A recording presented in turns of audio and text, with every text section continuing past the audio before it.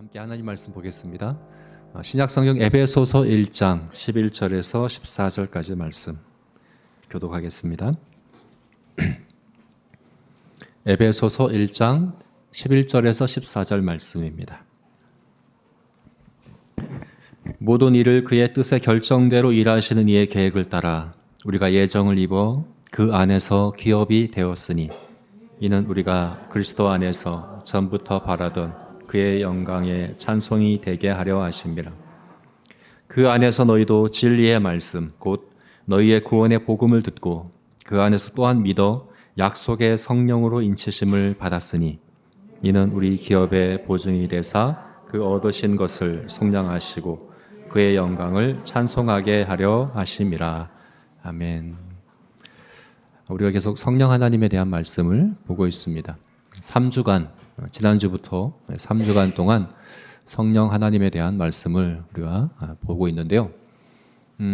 지난주에는 성령은 어떤 분이신가, 성령은 누구신가에 대한 말씀을 나눴죠. 성령은 누구실까요? 성령은 어떤 분이실까요? 네, 성령은 영이시다. 성령은 영이시다 하는 것을 우리가 지난주 나눴습니다. 이때 성령이 영이시라는 것은 성부 하나님이 영이시라는 것과는 다른 차원이라고 말씀드렸죠. 성부 하나님이 영이시지만 성부 하나님도 영이셔요. 그러나 성부 하나님이 영이시다는 것은 그 존재의 양식에 있어서 하나님은 영으로 존재하신다는 의미에서 영이시다는 건데, 물론 성령도 영으로 존재하십니다. 그러나 성령, 거룩한 영이라고 부르는 것은 그런 의미에서의 영이라는 의미가 아니죠. 이것은 삼위 하나님의 관계에 있어서 영이시라는 의미라고 말씀드렸습니다. 아버지가 아들에 대해 아버지시고 아들은 아버지에 대해 아들이신 것처럼 성령은 아버지와 아들에 대하여 영이시다 하는 의미이고, 그것은 사람의 영 외에는 사람의 깊은 것을 알지 못하는 것처럼 성령은 성부와 성자의 깊은 것까지 통달하시는 분이시기 때문에 영이시다, 이렇게 호칭한다, 이렇게 나누었습니다. 자, 오늘은 그리고 다음 주에는 성령은 어떤 일을 하시는가에 대해서 우리가 말씀을 나누고자 합니다. 성령, 거룩한 영, 혹은 거룩의 영, 거룩. 이 거룩은 성령이 어떤 일을 하시는가에 대한 거라고 지난주에 말씀드렸죠. 거룩은 사실은 성부와 성자, 삼위일체 하나님의 모든 근본적인 속성이죠. 거룩하다, 거룩하다, 거룩하다. 모든 다른 속성들을 다 포괄하는 가장 근본적인 속성, 그것이 거룩함인데, 성령께만 유독 거룩의 영, 성령, 거룩이라고 하는 호칭을 일정하게 계속해서 붙여서 말씀하는 이유는, 이것은 성령의 사역으로서의 거룩하게 함, 거룩하게 하는 그 사역을 말해주는 것이라고 말씀드렸습니다. 성령은 거룩하게 하십니다. 그래서 오늘 개인적인 차원에서 성도 개인을 어떻게 거룩하게 하시는가에 대한 말씀을 오늘 보겠고요. 다음 주에는 공동체적인 차원에서 공동체, 교회인 우리를 어떻게 거룩하게 하시는가, 성령께서. 그래서 다음 주에는 공동체적인 차원, 그리고 오늘은 개인적인 차원에서 거룩하게 하심에 대해서 보려고 합니다. 자, 성령은 우리를 어떻게 거룩하게 하십니까? 성도를 어떻게 거룩하게 하십니까? 오늘 본문에서는 아주 잘 요약해주고 있어요. 두 개의 단어로 잘 요약해주고 있습니다. 어떻게 우리를 거룩하게 하시는가? 인치심과 보증이 되심으로. 인치심을 통해서, 보증이 되심을 통해서 우리를 거룩하게 하신다, 이렇게 말씀하고 있어요. 우리 11절부터 14절까지 말씀을 읽었는데 11절부터 13절까지가 인치심에 대해서 말씀하고 있는 것이고, 14절 말씀은 보증이 되심에 대해서 가르쳐주고 있습니다. 인치신다는 게 뭔가요? 인친다, 국어사전 찾아보면 도장을 찍는다는 의미라고 설명이 되어 있습니다. 도장을 찍는 거죠. 성령은 도장을 찍으심으로, 그죠? 우리에게 도장을 찍으시는 것으로서 우리를 거룩하게 하신다 하는 것이고, 보증이 된다는 건 뭔가요? 우리가 이거는 잘 알고 있죠. 오늘날도 경제활동에 있어서 보증금을, 계약금을 혹은 담보를 이렇게 미리 맡기고 하는 것들을 우리가 지금도 하고 있잖아요. 성령께서는 친히 우리의 보증금이 되신다, 계약금이 되신다, 담보물이 되신다, 그런 의미에서 우리를 거룩하게 하신다, 이렇게 말씀하고 있거든요. 자, 이건 좀 설명이 필요하겠죠, 그죠? 어떻게 성령이 우리의 도장이 되실까? 우리의 보증금이 되실까? 그 의미에 대해서 먼저 우리가 살펴보겠습니다. 먼저 인치심. 성령은 어떻게 우리의 인치심이 되시는가? 우리의 도장이 되시는가를 11절부터 13절 말씀 다시 한번 읽어볼까요? 11절부터 13절 말씀 다시 한번 너무 귀한 말씀이거든요. 한 절 한 절, 한 단어 한 단어 너무나도 정말 깊고 중요한 의미들이 담긴 말씀인데 한번 천천히 한번 읽어보겠습니다. 모든 일을 그의 뜻에 결정대로 일하시는 이의 계획을 따라 우리가 예정을 입어 그 안에서 기업이 되었으니 이는 우리가 그리스도 안에서 전부터 바라던 그의 영광의 찬송이 되게 하려 하심이라.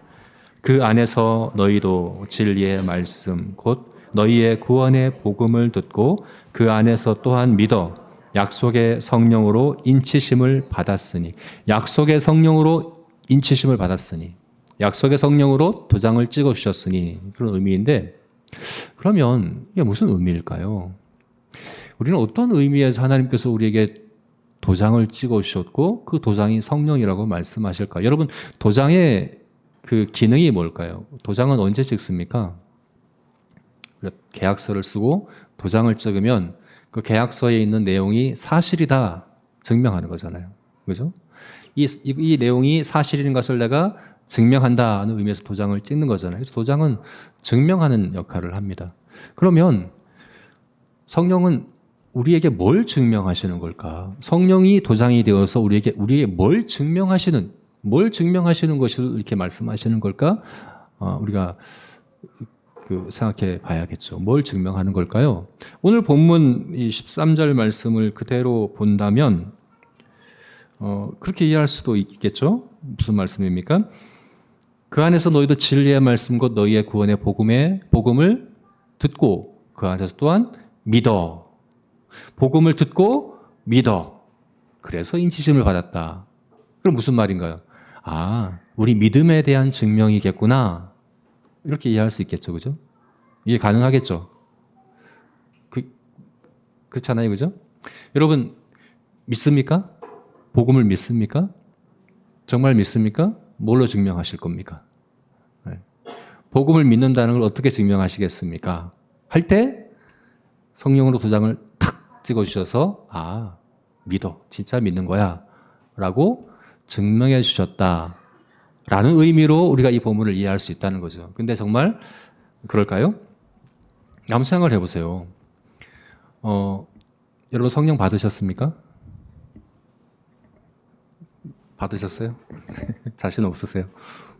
네. 뭘로 증명하시겠어요? 성령 받으셨다는 걸.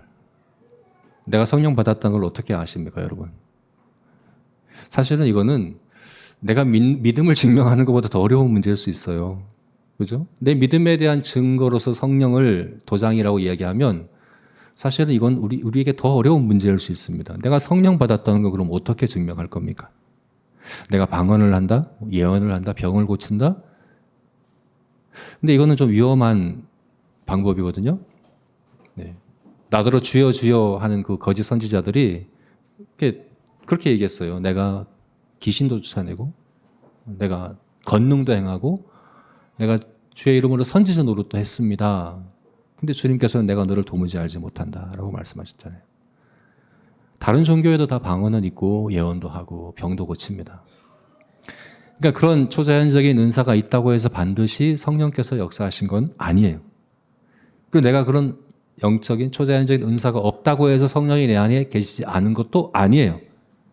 필수적인 건 아니에요. 성령의 은사가 분명 그런 은사가 있지만 그런 은사가 성령이 내 안에 계신가를 결정하는 알아보는 필수적인 그런 기준은 될 수가 없습니다. 그럼 내가 내 안에 성령이 계신 걸 어떻게 증명하겠습니까? 그래서 내 믿음에 대한 증거가 성령이다라고 이야기하는 것은 좀 순서가 맞지 않아요. 오히려 성경은 반대로 이야기를 합니다. 어떻게 얘기합니까? 내가 성령 받았다는 증거가 내 믿음이다. 이렇게 이야기를 하죠. 그래서 우리 제자교회와 같은 이런 지상교회, 유형교회라고 얘기하죠. 지상교회는 제가 여러분들이 성령을 받았는지 안 받았는지 모릅니다. 저는 판단을 할 수 없고 판단도 하면 안 됩니다. 여러분 안에 성령이 계신가 제가 모릅니다. 판단하려고 해도 안 됩니다. 제가 판단할 건 하나예요. 여러분의 믿음의 고백입니다. 바른 믿음을 고백하는가? 여러분의 믿음이 바른가? 만약 여러분의 믿음이 바르다면 그러면 제가 성령이 내주하시는구나 라고 믿을 수 있고 기대할 수가 있겠죠. 그죠? 이게 순서가 반대예요. 지금 우리 이 지상에서 지상교회가 그리고 우리가 지금 우리가 책임지고 우리가 내가 이제 할 수 있는 부분은 오히려 믿음에 대한 부분이지 성령에 대한 부분이 아니에요. 그래서 성령이 도장이 되신다 하는 것은 우리의 믿음이나 우리의 구원에 대한 도장이라고 생각하시면 안 돼요. 내가 구원 받았는가를 성령을 받았는가를 통해서 알겠구나가 아니라 오히려 성경은 거꾸로 말씀합니다. 성령이 임하셔야 믿음을 갖게 돼요. 믿어서 성령 받는 거 아니에요. 내가 믿으니까 성령 받는다가 아니라 성령이 오셔서 나를 믿게 하시는 것이거든요. 그래서 오히려 믿음을 통해서 성령을 받았는가를 확인하는 것이지 성령을 통해서 믿음을 확인하는 건 아니라는 거죠. 그러면 다시 한번 질문해 봅시다. 여기서 도장을 찍는다는 건 무슨 의미일까요? 성령이 하나님께서 우리에게 찍으신 도장이다 하는 것은 무슨 의미인가? 우리 11절 말씀에서 알 수 있어요. 우리 11절 말씀 다시 한번 읽어볼까요? 네, 자꾸 이제 읽어서 거듭거듭 읽어서 익숙하게 되면 좋겠습니다. 11절 말씀 읽겠습니다. 모든 일을 그의 뜻의 결정대로 일하시는 이의 계획을 따라 우리가 예정을 입어 그 안에서 기업이 되었으니 우리가 기업이 되었다. 누구의 기업이 되었다고 얘기합니까? 모든 일을 그의 뜻의 결정대로 일하시는 이게 누구일까요? 하나님이죠. 그죠? 세상 모든 것들은 다 원인이 있어요. 제가 뭘 하면 원인이 있어요. 이유가 있어요. 근데 하나님은 이유가 없어요. 원인이 없으세요. 하나님이 무엇인가를 하신다면 자기 뜻의 결정 외에 이유가 없어요. 그래서 하나님은 스스로 계신 자이시죠. 하나님만 스스로 계신 분이십니다. 하나님은 자기 뜻의 결정대로 그 계획을 따라 일하시는 분이 하나님이시고, 근데 그 하나님이 자기 기업을 삼으셨어요. 우리를. 자기 기업이 되게 하셨어요. 그리고 이것이 바로 여기에서 도장을 찍는다 하는 의미입니다. 그래서 여기서 도장은요, 우리가 일반적으로 이 문서에 서류에 찍는 이 도장이 아니라 낙인이라고 생각하시면 돼요. 낙인. 낙인이 뭡니까? 사전에서는 이것을 이렇게 정의했더라고요. 불에 달구어 찍는 쇠붙이로 만든 도장. 이거 어디서 찍습니까? 실제 저는 보지는 못했는데 왜 텔레비전이나 영화에서 보면 찍잖아요. 불에 달궈가지고 어디다 찍습니까? 말이나 소나 노예나 왜 찍습니까?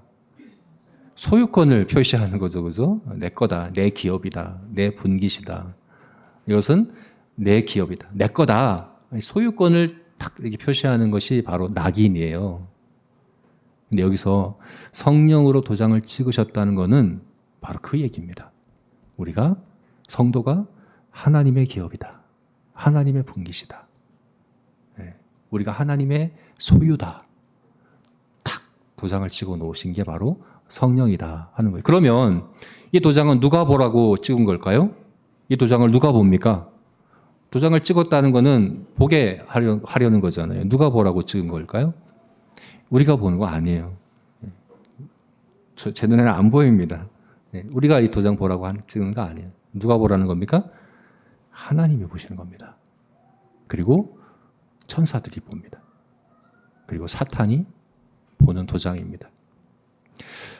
하나님이 보시고 천사와 사탄이 볼 수 있도록 성도에게 도장을 찍으셨다는 말씀을 구약 성경과 신약 성경에서 우리가 볼 수 있어요. 제가 두 말씀을 가져왔는데요. 먼저 에스겔서 말씀과 그다음 요한계시록 말씀에서 우리가 함께 좀 확인해 봅시다. 에스겔서 9장 말씀입니다. 에스겔서 9장 말씀, 9장 1절에서 6절까지의 말씀인데요. 한번 읽어보겠습니다. 제가 읽겠습니다. 또 그가 큰 소리로 내 귀에 외쳐 이르시되 이 성읍을 관할하는 자들이 각기 죽이는 무기를 손에 들고 나오게 하라 하시더라. 여기 성읍을 관할한다는 것은 예루살렘 성을 얘기하는 것이고, 관할하는 자는 하나님의 천사들을 얘기하는 겁니다. 하나님께서 심판자로 사용하시는 천사들을 얘기하는 건데, 이 말씀은 에스겔이 한 상을 봤어요. 하나님께서 한 상을 보여주셨는데 예루살렘 성전 곳곳에 우상 숭배자들로 가득한 그 한 상을 보여주셨어요. 그리고 하나님께서 심판을 말씀하세요. 이제 심판할 거다고 말씀하세요. 그 가운데 이런 말씀을 하시는 거예요. 2절을 보니까 내가 보니 6사람이 북향한 윗문 길에서 오는데 각 사람의 손에 죽이는 무기를 잡았고, 여기 사람이 아닙니다. 사람 형상이지만 천사들이고 심판자들인 거죠. 그 중에 한 사람은 가는 베옷을 입고 허리에 서기관에 먹그릇을 찼더라. 그들이 돌아와서 녹제단에 서더라. 녹제단 곁에 서더라. 그룹에 머물러 있던 이스라엘 하나님의 영광이 성전 문지방에 이르더니 여호와께서 가는 베옷 입은 서기관의 먹그릇을 찬 사람을 불러 여호와께서 이르시되 너는 예루살렘 성읍 중에 순행하여 그 가운데에서 행하는 모든 가증한 일로 말미암아 탄식하며 우는 자의 이마에 표를 그리라. 그들에 대하여 내 귀에 이르시되 너희는 그를 따라 성읍 중에 다니며 불쌍히 여기지 말며 긍휼을 베풀지 말고 쳐서 늙은 자와 젊은 자와 처녀와 어린이와 여자를 다 죽이되 이마에 표 있는 자에게는 가까이 하지 말라.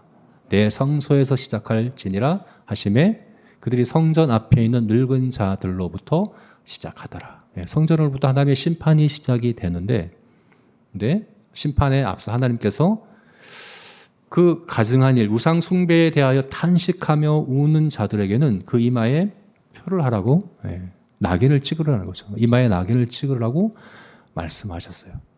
그리고 그 낙인은 누가 봅니까? 심판자들이 봅니다. 하나님이 보십니다. 이 낙인 찍은 이유가 뭡니까? 이들은 내 분깃이다. 이들은 내 기업이다. 이들은 내게 속한 내 소유다. 그래서 어떻게 합니까? 그들을 보호하라. 그들을 지키라. 그들은 가까이 하지 말아라. 하나님께서 자기 소유를 구별하시고 보호하시고 경영하시고 돌보시고 지키시기 위하여 표시한 그 표시를 에스겔서에서 말씀하고 있죠. 자, 이것이 요한계시록에도 나와 있습니다. 요한계시록 13장과 14장에 나와 있는데, 근데 요한계시록에는 두 종류의 표시가 나와요. 이 우상숭배, 가증한 것들로 말미암아 탄식하며 우는 하나님의 백성의 이마에만 찍는 그 표시만 있는 게 아니라 또 다른 표시가 나오는데 13장에 나오죠. 이 표시는 한번 제가 읽어보겠습니다.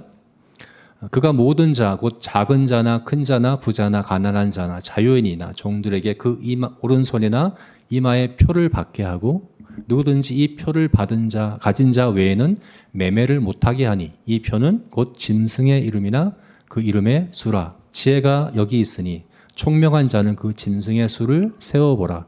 그것은 사람의 수니 그 수는 666이니라. 666 우리가 이제 많이 들어서 아시고 계실 텐데 666을 이야기하는 거죠. 짐승의 수다, 짐승의 표다라고 말씀하고 있죠. 짐승에 속한 사람들, 짐승의 분기신 사람들, 짐승의 기업인 사람들, 짐승은 바로 적그리스도를 얘기하는 것이고 사탄을 이야기하는 거죠. 그들의 이마에 666이라는 표시가, 그 오른손에 표시가 있을 것이다 라고 말씀을 하고 있죠.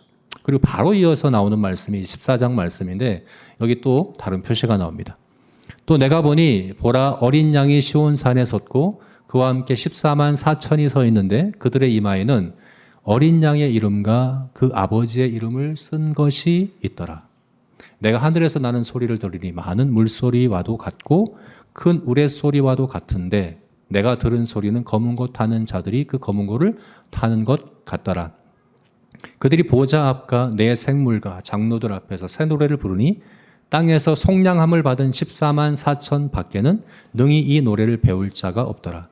이 사람들은 여자와 더불어 더럽히지 아니하고 순결한 자라. 어린 양이 어디로 인도하든지 따라가는 자며 사람 가운데서 속량함을 받아 처음 익은 열매로 하나님과 어린 양에게 속한 자들이니 그 입에는 거짓말이 없고 흠이 없는 자들이더라.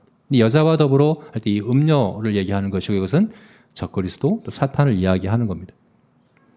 그들과 함께 더럽히지 아니하고 어린 양의 인도를 따라 살아가는 하나님과 어린 양께 속한 하나님의 기업인, 하나님의 분기신, 하나님의 소유인 사람들의 이마에 어린 양과 하나님의 이름으로 쓰인 표가 있다라고 말씀을 하고 있죠. 중간은 없습니다. 모든 사람은 둘 중에 하나입니다. 그 이마에 짐승의 표가 있든지 어린 양의 표가 있든지 둘 중에 하나입니다. 아무것도 안 찍혀 있는 사람은 없습니다. 중간은 없습니다.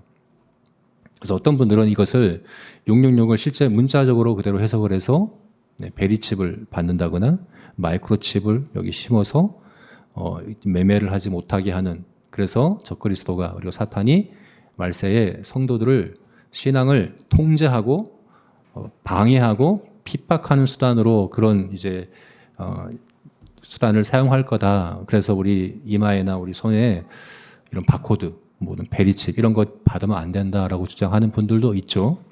근데 제가 볼 때 이것은 그렇게 문자적으로 해석할 게 아니에요. 왜냐하면 그 짐승의 숫자 표를 문자 그대로 해석하면 어린 양의 표도 문자 그대로 해석을 해야 돼요.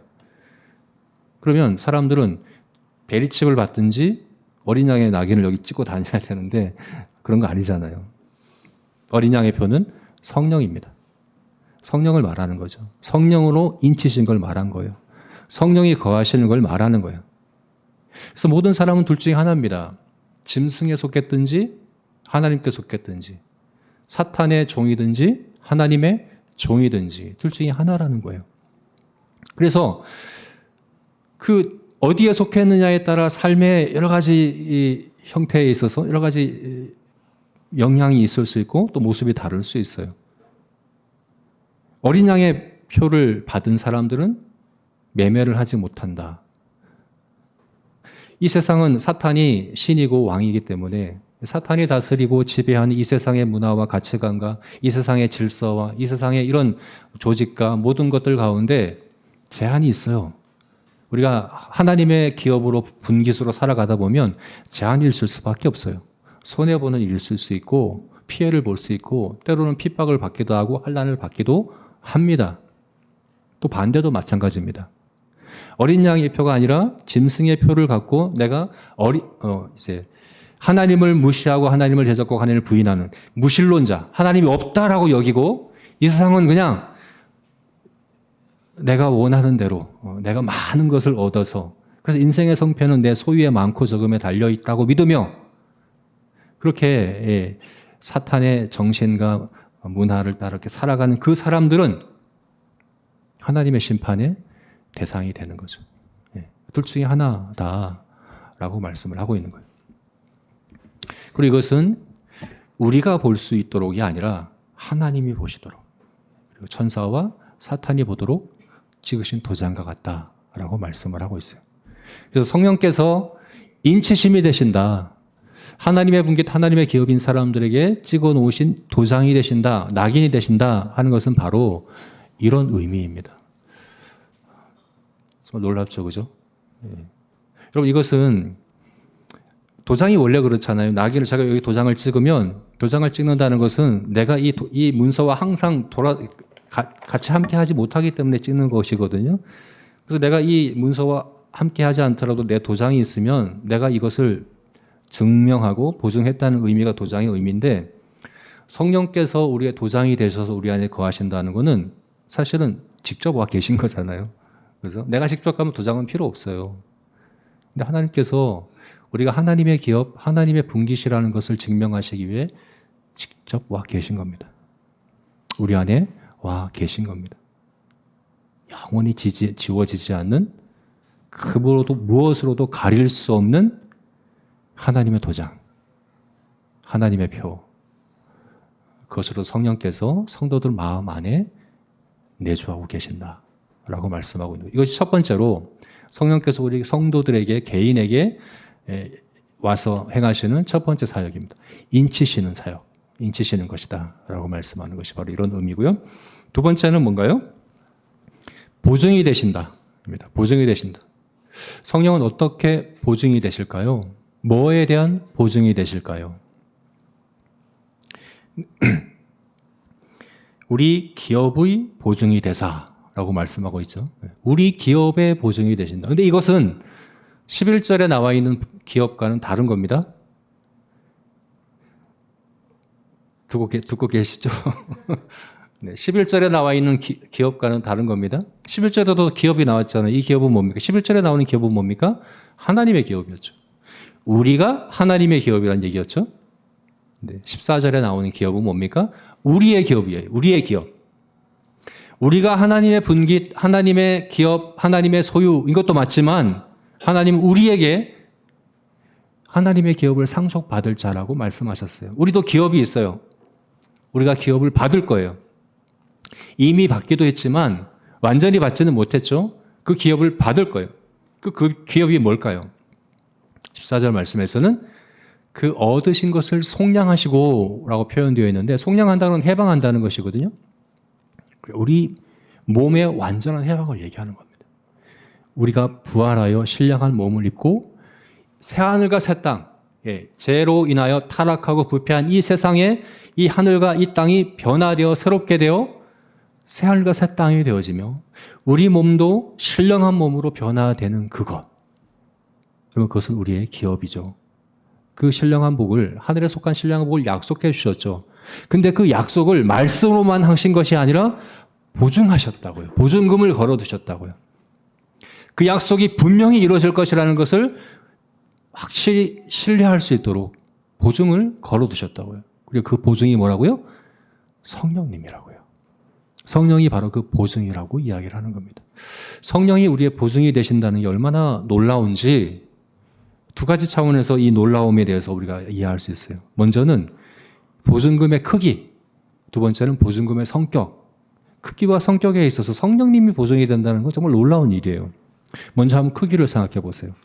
여러분, 우리가 보증금을 걸 때, 계약금을 걸 때 보통 부동산을 계약하면 얼마나 계약금을 거나요, 우리가? 10%를 걸잖아요. 그죠? 1억짜리를 산다면 1,000만 원을 계약금으로 겁니다. 10억짜리를 산다면 1억을 걸겠죠. 더 거는 사람도 있나요? 예를 들어서 너무 갖고 싶은데, 이 부동산을 너무 갖고 싶은데 다른 사람이 이 계약금을 물어주고서라도 자기가 하겠다는 사람이 나타날까 불안해. 그럼 어떡합니까? 더 걸겠죠. 그죠? 그러면 계약금이 더 늘어날수록 내가 이 계약을 완전히 이제 내가 완수하겠다. 이 계약대로 내가 하겠다는 것을 보증하는 신뢰성을 또 높여주는 것이 되겠죠. 근데 여러분, 우리의 구원, 내 구원이 완성될 것에 대한 보증으로 하나님은 뭘 거셨어요? 성령님을 거셨어요. 이게 말이 안 되는 것 아닙니까? 우리의 구원이 큽니까? 성령님이 큽니까? 비교 자체가 불가능한 것 아닙니까? 예를 들면 이런 거예요. 어떤 부동산을 10억짜리를 사려고 합니다. 근데 계약금을 1,000억을 걸었어요. 이거 말이 안 되는 거잖아요. 이 말도 안 되는 건데 우리의 구원을 위해 성령이 보증이 되신다는 건 더 말이 안 되는 겁니다. 우리의 구원이 완성해 우리 몸이 신령한 몸으로 변화되고 우리가 하늘과 새 땅에서 영원토록 영생을 누릴 것이라는 그 약속에 대한 보증으로서 성령을 우리에게 주셨다는 사실은 정말 말도 안 되는 얘기입니다. 여러분, 우리의 구원은 다른 것으로 내가 지금 내 의지력을 다하고 내가 노력하고 내가 열심히 신실하게 살려고 하고 이렇게 하는 내 삶이나 내 경험이나 내 감정이나 내 상태나 이런 것에 달려 있는 게 아니에요. 네. 이런 것 때문에 내가 구원받는다 확신하는 거 아니에요. 이런 것 때문에 내가 하나님의 기업을 얻을 것이라고 확신하라고 말씀하지 않으셨어요. 뭘로 보증하셨습니까? 성령으로 보증하셨다라고 말씀하고 있습니다. 우리 안에 성령을 주심으로 우리의 구원을 반드시 이루시겠다. 그래서 이 보증의 크기가 너무나 놀라운 거예요. 두 번째는 성격에 있어서도 이것은 놀랍습니다. 왜 그렇습니까? 결국 우리가 약속받은 기업이 뭘까요? 우리가 새로운 아까 말씀드렸듯이 우리 몸이 신령한 몸으로 부활할 거예요. 그리고 이 하늘과 이 땅이 새로워질 거예요. 새하늘과 새 땅으로 변화될 거예요. 이것 자체는 근데 이것 자체가 우리의 기업은 아니에요. 우리가 잘 이해하셔야 됩니다. 사실 이것은 진짜 우리가 누려야 될 기업, 진짜 우리의 복을 위한 과정일 뿐이에요. 왜 우리가 신령한 몸을 입어야 됩니까? 왜 지금 이 하늘과 이 땅이 아니라 새로운 하늘과 새로운 땅이 되어야 합니까? 이것은 우리가 신령한 몸을 입는다는 것은 하나님을 사랑하기 가장 적합한 몸을 입는다는 얘기예요. 하나님을 예배하기 가장 적합한 세상이 온다는 얘기예요. 그 진짜 복은 뭡니까? 하나님입니다. 하나님을 사랑하는 것, 하나님을 예배하는 것, 그게 진짜 복이거든요. 그래서 출애굽기 19장 말씀에 이스라엘 백성들을 애굽에서 건지셨잖아요. 근데 하나님께서 그것을 말씀하시며 그들을 독수리 날개로 업어서 약속의 땅 가나안으로 데려간다고 말씀하지 않으셨어요. 그들을 독수리 날개로 업어서 내게로 인도했다. 하나님께로 인도했다. 라고 말씀하시는 거예요. 가나안 땅은 하나님을 섬기기에, 하나님을 사랑하기에, 하나님 백성으로 살아가기에 가장 적합한 환경일 뿐이지 그 자체가 복은 아닌 거예요. 그럼 진짜 우리의 기업은 하나님을 알고 사랑하는 것이라는 거예요. 근데 이것에 대한 보증으로서 성령을 주셨다는 거예요. 이게 어떤 의미일까요? 장차 우리가 얻을 그 기업을 먼 장래에 어렴풋이 그래 받을 거야 라고만 기대하는 게 아니라 하나님의 깊은 것까지 통달하시는 성령이 보증으로 오셨다는 것은 하나님을 알고 사랑하는 일을 지금 여기서도 지금 우리가 충분히 누리고 그죠? 미리 맛보고 할 수 있도록 하셨다는 의미입니다. 그러니까 얼마나 그죠?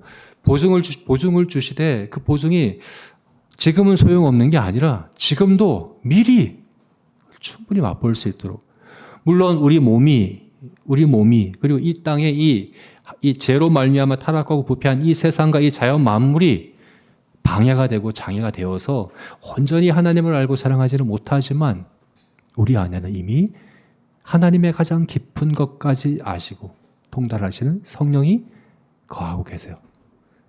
그래서 이미 우리는 하나님을 알고 누릴 수 있습니다. 그 기업을 누릴 수 있는 것입니다.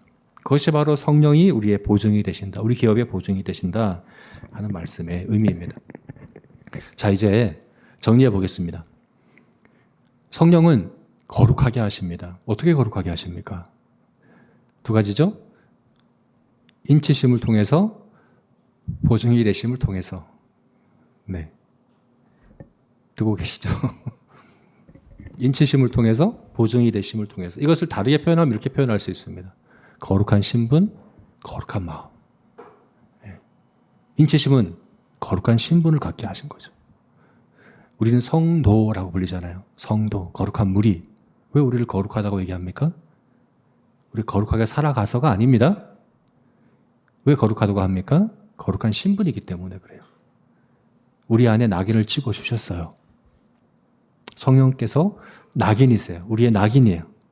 하나님의 소유라고 낙인을 찍어 주셔서 구별하셨어요. 거룩함, 구별함을 얘기하는 것이거든요. 우리를 하나님의 소유, 하나님의 분깃, 하나님께서 친히 경영하시고 친히 보호하시고 돌보시는 하나님의 것이라고 도장을 찍어 주셨어요.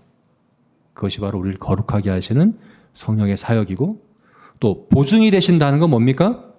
아까도 말씀드렸듯이 하나님의 깊은 것을 통달하신 성령께서 우리 안에 하나님을 알게 하십니다. 하나님을 보게 하십니다. 그리고 하나님을 보면 영광에서 영광으로 변화되게 하시는 거죠. 거룩하게 변화되는 거죠. 하나님의 성품에 참여하게 하는 거죠. 그리스도의 형상을 닮아가는 거죠. 성령께서 우리 안에 하나님의 형상을 빚으시는 거죠. 그죠? 그것이 바로 보증이 되심으로 우리를 거룩하게 하시는 것이다. 그래서 거룩한 신분, 거룩한 마음. 성령께서는 인치심과 보증이 되심으로 우리를 그렇게 거룩하게 하시는 분이시다. 라고 오늘 본문이 우리에게 말씀해 주고 있습니다. 자, 이제 마무리하겠습니다. 적용해 보겠습니다. 성령이 그러시다면, 성령이 그렇게 인치심과 보증이 되심으로 우리를 거룩하게 하시는 분이라면 이걸 우리에게 어떻게 적용할까요? 우리가 성령으로 말미암아 거룩하게 되어야 되는데 어떻게 될까? 우리 이렇게 세 가지로 적용해 봤으면 좋겠어요. 첫 번째는 내 안에 성령이 내주하고 계신가 점검하자 합니다. 두 번째는 하나님의 기업답게 살아가자. 그리고 세 번째는 하나님을 기업으로 누리자. 이렇게 우리가 적용해 볼 수 있겠습니다. 첫 번째는 성령이 내 안에 내주하고 계신가 점검해 보자 하는 겁니다. 여러분, 성령이 내 안에 내주하고 계시지 않으면 이거 다 나와는 상관없는 이야기가 되고 맙니다. 그죠? 인치시고 보증이 되시는 거 성령이 내주하는 사람에게 대한 거잖아요. 성령이 내 안에 계셔야지 하나님께서 나를 인치셨고 또 보증이 되시는 건데 내 안에 내주하고 계시지도 않는다면 아무 소용도 없는 이야기예요. 지금 다른 사람 볼 거 없이 나 자신을 돌아봐야 됩니다. 점검해 보십시오. 내 안에 성령이 계십니까? 여러분 안에 성령이 계십니까? 뭘로 압니까? 뭘로 아멘 하십니까?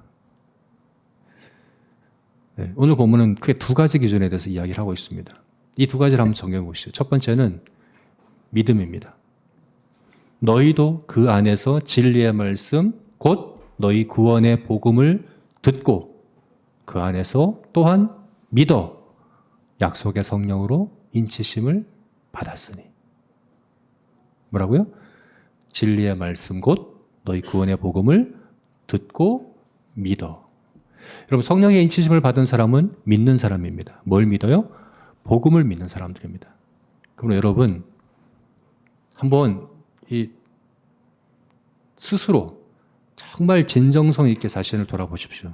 그리고 내가 정말 믿는가? 여러분 정말 믿으십니까? 복음을 믿으십니까? 하나님이 이 세상의 창조주이신 걸 믿으십니까? 심판자시란 걸 믿으십니까?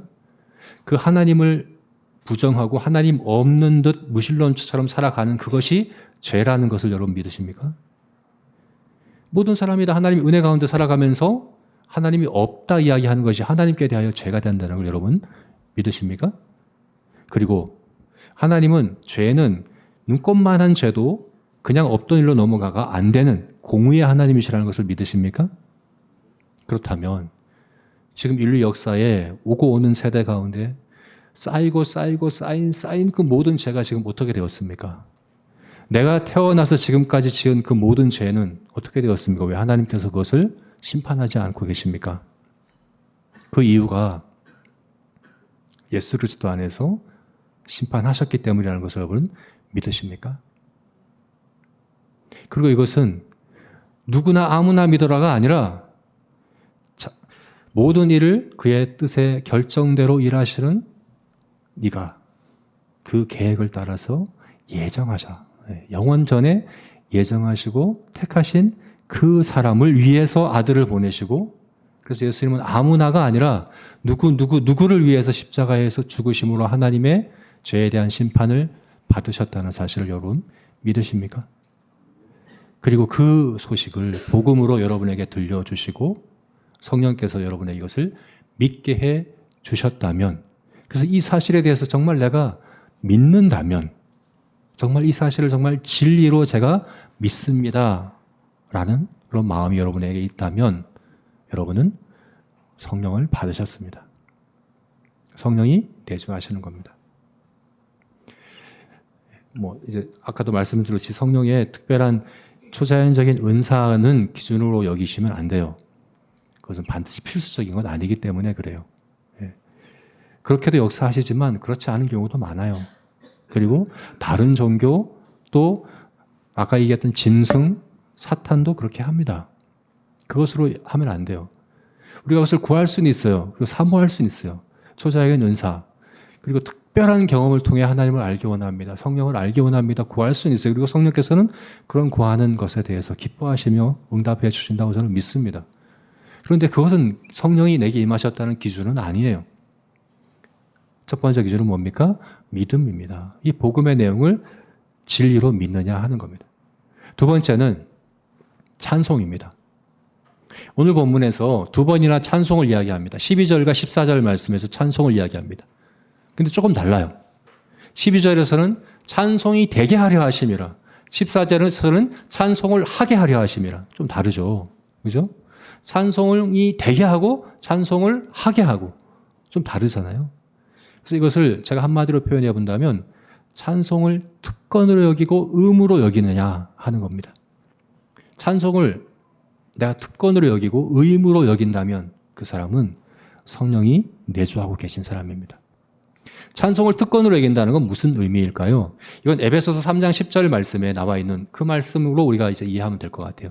그 말씀 어떤 말씀인가 하면 하나님께서 교회로 말미암아 하나님의 지혜를 하늘의 통치자들과 건세들에게 알게 하려 한다라는 말씀인데 이게 무슨 말이냐 하면요.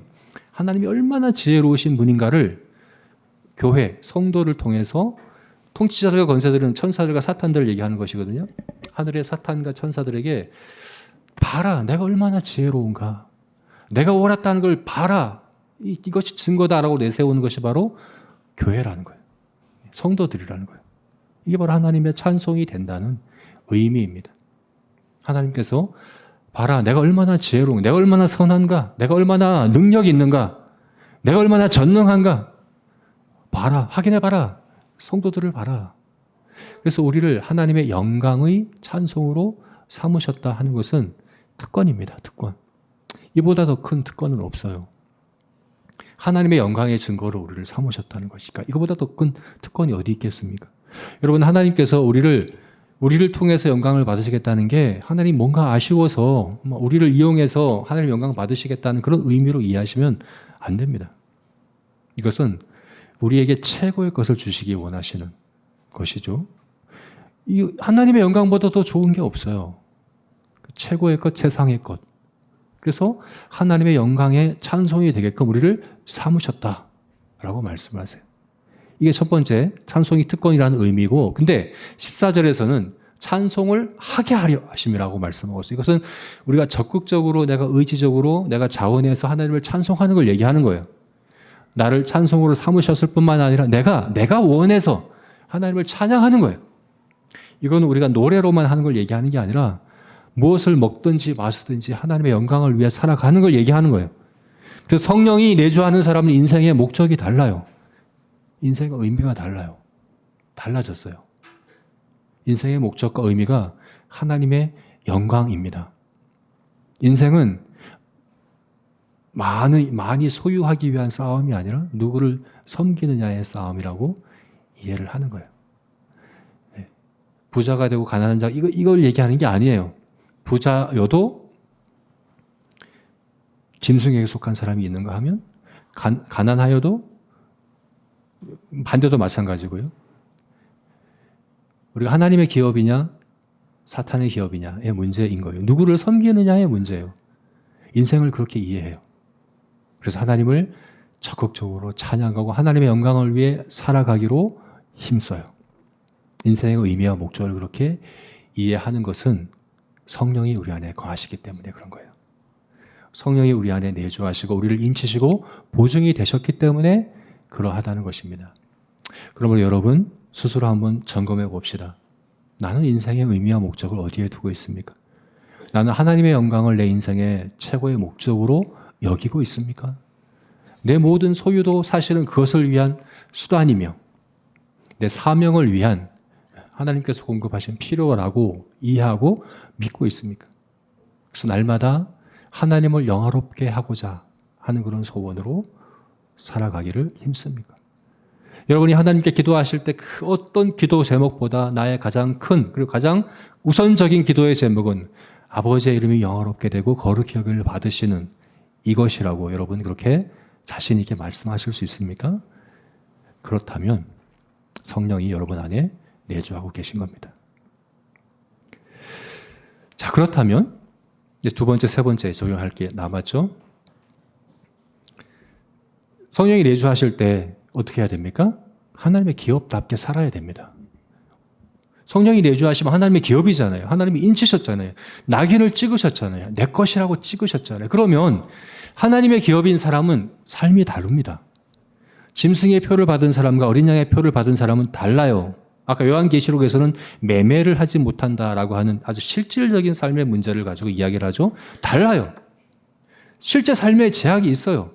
누가 이렇게 하지 못하게 막아서가 아니라 내가 하나님께 속했기 때문에 그죠? 어떻게 우리가 짐승을 우리 우상을 섬기겠습니까? 하나님을 무시하고 하나님을 부정하는 세상의 가치관과 세계관을 어떻게 따르고 살아갈 수 있겠습니까? 못하는 거예요. 때로는 손해를 보고 피해를 보기도 하고, 그죠? 그러나 이 진리의 문제에 있어서는 절대 타협하지 못하는 거예요. 우상을 숭배하지 못하는 거예요. 하나님이 나의 주인이시기 때문에 이것이 인생의 의미고 목적이기 때문에 그러한 것이거든요. 그러므로 하나님의 기업답게 살아야 합니다. 실제 삶에서 하나님을 주인으로 섬기는 삶을 살아가시는, 실제 매매하는 일에 있어서의 손해와 피해가 있다고 하더라도 어린 양을 따라 살아가는 저와 여러분 되시기를 주의 이름으로 축원합니다. 네, 마지막으로 하나님을 기업으로 누리자. 네. 우리가 하나님의 기업이기도 하지만 하나님이 우리의 기업이라고 말씀드렸죠, 그죠? 그리고 성령은 그 기업의 보증이 되신다. 하나님의 깊은 것을 통달하시는 성령께서 우리 안에 계셔서 하나님을 알도록, 하나님을 사랑하도록 역사하고 계신다라고 말씀합니다.